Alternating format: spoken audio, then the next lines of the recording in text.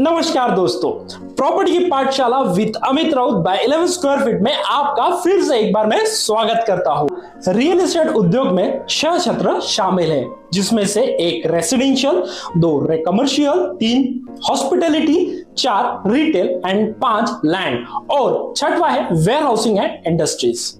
हम लोग बात करते हैं रियल एस्टेट मार्केट में पूरे रियल एस्टेट बाजार का 80% हिस्सा शामिल है, जिसमें से रेसिडेंशियल क्षेत्र में सबसे अधिक ध्यान आकर्षित करता है। जब भी आप अपने घर से बाहर निकलते हैं तो आपको ऐसे स्थानों पर रेसिडेंशियल प्रोजेक्ट के भव्य होर्डिंग और बैनर मिलेंगे जो लोगों के ध्यान से नहीं बच सकता। एक समाचार पत्र उठाइए और आपका स्वागत एक रेसिडेंशियल प्रोजेक्ट लिए पहले पन्ने पर विज्ञापन द्वारा किया जाएगा। हमेशा हम लोग ऐसा देखते हैं। बढ़ते बुनियादी इंफ्रास्ट्रक्चर जरूरतों ने रियल एस्टेट को तेजी से विकास के राह पर ला दिया है, जिसमें रेसिडेंशियल क्षेत्र भारतीय रियल एस्टेट बाजार का लगभग 80% प्रतिनिधित्व करता है। सबसे महत्वपूर्ण बात यह है कि आश्रय मनुष्य की बुनियादी और शाश्वत जरूरतों में से एक है। हर किसी को आश्रय और सिर पर छत की जरूरत होती है। घर एक ऐसी वस्तु है जिसमें मांग कभी खत्म नहीं होगी।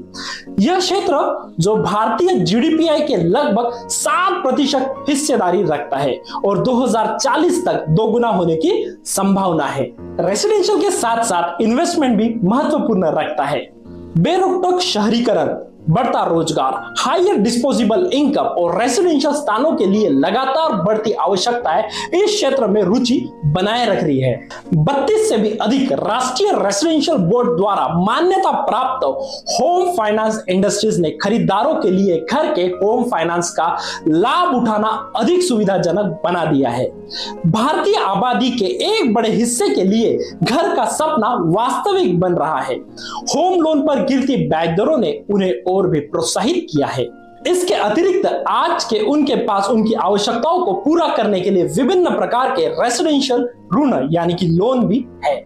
मौजूदा मंदी के बावजूद हाल में रेसिडेंशियल क्षेत्र में demonetisation and government reforming initiative for the affordable housing के लिए सरकार का सुधार में पहल देखी गई है। सरकार भी काफी सपोर्ट कर रही है रियल एस्टेट सेक्टर को बढ़ावा लाने के लिए। रियल एस्टेट इन्वेस्टमेंट और विकास अधिनियम यानी रेरा की शुरुआत के मद्देनजर सभी गतिविधियां देखी जाती है।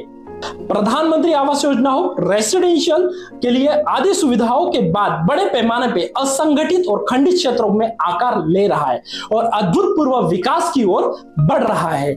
ये वैश्विक स्तर पर सबसे तेजी से बढ़ते बाजारों में से एक है। हालांकि अब तक की यात्रा आसान नहीं थी। स्वतंत्रता के बाद से लेकर 90 के दशक में उदारीकरण युग से लेकर 2008 की वैश्विक आर्थिक मंदी के और वर्तमान में महामारी के कारण आर्थिक मंदी तक का सामना हम लोगों ने किया है, लेकिन फिर भी रियल एस्टेट मार्केट को हिला नहीं सके। रियल एस्टेट मार्केट यह हर हिंदुस्तानी के लिए सबसे इंपॉर्टेंट भाग है। हमारा ये वीडियो अच्छा लगे तो इसे आगे जरूर शेयर करें। यदि आपको कोई मन में विचार या प्रश्न हो तो नीचे कमेंट बॉक्स में आप हमें जरूर कमेंट कर सकते हो। धन्यवाद दोस्तों।